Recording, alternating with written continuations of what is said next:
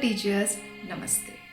जब मैं छोटी थी तो मेरा फेवरेट सब्जेक्ट मैथ था, लेकिन क्लास 4-5 में आकर मुझे मैथ से बहुत डर लगने लगा और मेरे सारे दोस्तों का भी यही हाल था।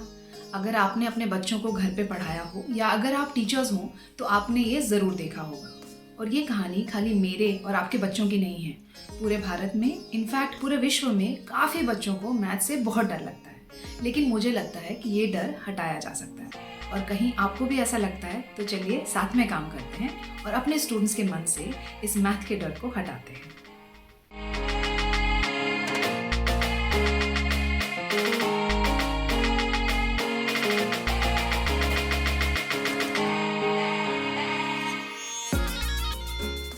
मैथ के डर को समझने के लिए मैंने बड़ी रिसर्च की और रिसर्च में जो भी पाया वो अपने स्टूडेंट्स पे ट्राई किया, तो रिजल्ट्स बड़े चौंकाने वाले थे। मैंने देखा कि छोटे क्लासेस में तो बच्चे मैथ कर लेते हैं, लेकिन क्लास 4-5 में आके उन्हें प्रॉब्लम हो जाती है, जैसे कि मेरे साथ हुआ था। मेरे एक स्टूडेंट यश की कहानी तो बड़ी अजीबोगरीब है। वो क्लास 3 में था और टॉप करता था, लेकिन अजीब सी बात ये थी कि मैथ में नंबर तो पूरे आते थे, लेकिन उसको मैथ से बहुत डर लगता था। इस बात को थोड़ा ध्यान से समझें। ये इसीलिए हुआ क्योंकि उसने मैथ को एक प्रक्रिया या प्रोसीजर की तरह सीखा था कि स्टेप 1 के बाद स्टेप 2 करने से फिर स्टेप 3 में आंसर आ जाएगा। कभी किसी ने उसकी समझ पे काम नहीं किया। तो इसको एक उदाहरण से समझते हैं।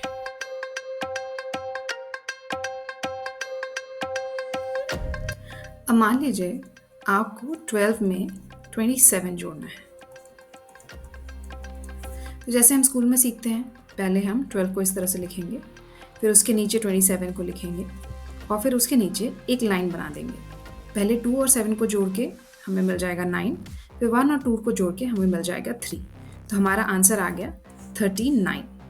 पर इसको करने का एक और तरीका है, जिसमें हम ये जो नंबर्स हैं 12 और 27, इसकी समझ को इस्तेमाल करके जोड़ने की कोशिश करते हैं। तो इसमें ध्यान से देखिए, ये जो 12 है इसमें आपको एक 10 दिखेगा और एक 2 दिखेगा। वैसे ही 27 को ध्यान से देखिए, इसमें आपको एक 20 दिखेगा और फिर एक 7 दिखेगा। और हमें इन्हें जोड़ने को कहा गया है, तो पहले 10 और 20 जोड़ लेते हैं, हमको मिल जाएगा 30। फिर 2 और 7 जोड़ लेते हैं तो हमको मिल जाएगा 9, और 30 और 9 जोड़ के हमें मिल जाएगा 39। तो दोनों ही केस में हमारा आंसर 39 आया, लेकिन एक फ़र्क है। इस केस में स्टूडेंट ने 39 के 30 को बनते हुए देखा और 9 को भी बनते हुए देखा। इससे उनकी एडिशन की समझ अच्छी से बनी।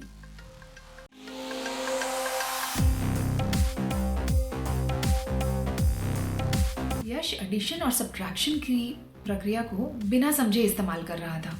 प्रक्रिया सही होने की वजह से आंसर आ जाते थे और एग्जाम में नंबर आ जाते थे। लेकिन जैसे जैसे वो बड़ी क्लासेस में जाता, बड़े और मुश्किल टॉपिक्स हैं जैसे कि फ्रैक्शन है, डिवीजन है, ये नहीं कर पाता, क्योंकि खाली प्रक्रिया याद करने से उसकी नींव मजबूत नहीं होती और फिर वो ढह जाती है। मैं कुछ समय से यश के साथ काम कर रही हूँ। यश अभी क्लास 6 में है, अभी भी मैथ में अव्वल है, लेकिन एक फ़र्क है, उसे मैथ से गहरा लगाव है। नंबरों से उसकी दोस्ती हो गई है। नंबरों को जोड़ना तोड़ना तो उसके लिए खेल बन गया है। अब वो बड़े टॉपिक्स जैसे डिवीजन, फ्रैक्शन आराम से कर लेता है, यहाँ तक कि अपने से बड़ी क्लास के प्रॉब्लम्स भी आराम से कर लेता है। मैथ से डर क्यों लगता है? मैथ तो बहुत आसान है, इनफैक्ट ये बहुत सुंदर भी है। लेकिन आप मेरी बात नहीं मानेंगे। तो एक बात बताइए, जब आप अपना फेवरेट म्यूजिक सुनते हैं जो आपको बहुत पसंद हो, तो कितना मज़ा आता है ना। लेकिन मान लीजिए ये गाना आपको कभी सुनाया ही ना जाए, आपको सिर्फ इसकी धुन को, इसके सारे गामा को रटने को कहा जाए, फिर आपको इसे लिखने को कहा जाए, तो मैं गारंटी देती हूँ कहीं आपको भी इस गाने से नफरत हो जाएगी और आपको भी इससे डर लगने लगेगा। कहीं हमारे स्टूडेंट्स का भी यही हाल हो रहा है। मैथ के सिंबल्स और उसके चिन्हों में हमारे बच्चे भी गुम गए हैं और मैथ भी गुम गई है। पर मुझे भरोसा है यहाँ कुछ बदलाव आ सकता है। ये जो मैथ की सुंदरता है ना, ये मैं आपके साथ शेयर करना चाहती हूँ।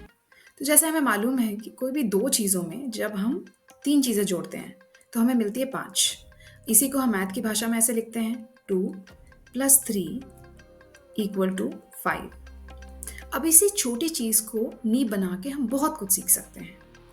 तो जैसे कि मान लीजिए अब आपके पास है 2 10 और आपको उसमें मिलाया आपने 3 10, तो आपको कितने मिले? 5 10। अब इसी को मैथ की भाषा में हम कैसे लिखते हैं? 20 प्लस 30 इज इक्वल टू 50। अब एक और एग्जाम्पल लेते हैं। मान लीजिए आपके पास है 200, ठीक है, और आपने इसमें मिलाया 300, तो आपको कितने मिलेंगे? 500। बिल्कुल सही। इसी को मैथ की भाषा में कैसे लिखते हैं?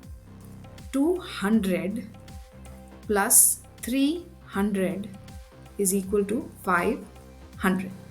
इसी तरह से 1000 में भी जा सकते हैं। 2000 प्लस 3000 इज इक्वल टू 5000। जिस स्टूडेंट ने इस चीज़ को समझ लिया है, उससे अगर हम पूछेंगे कि 2 लाख में 3 लाख जोड़ा तो कितना बना, उसको पेन और पेपर की भी ज़रूरत नहीं पड़ेगी। अब इसी समझ को अलग अलग क्षेत्रों में भी लेके जाते हैं। जैसे कि मान लीजिए आपके पास है 2 लीटर दूध और आपको 3 लीटर दूध और मिल गया, तो आपके पास अब कितना लीटर दूध हो गया? 5 लीटर दूध। बिल्कुल सही। एक और क्षेत्र लेते हैं। जैसे मान लीजिए अब आपके पास है 2/3 किसी चीज़ का और उसमें आपने मिलाई 3/3, तो आपको कितनी तिहाई मिली? 5/3।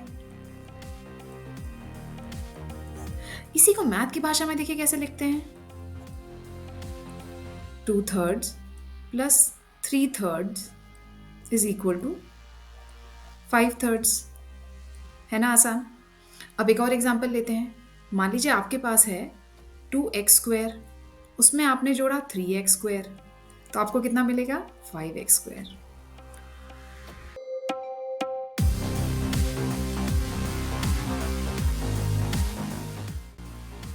तो है ना मैथ आसान? अपने स्टूडेंट्स में समझ को बढ़ाइए, प्रक्रिया को नहीं। तो हमारा जो इतना बड़ा मिशन है लाखों करोड़ों बच्चों के मन से मैथ के डर को हटाने का, उसमें जुड़ने के लिए हमारे चैनल को सब्सक्राइब कीजिए। तो मिलते हैं अगले वीडियो में, तब तक बने रहें।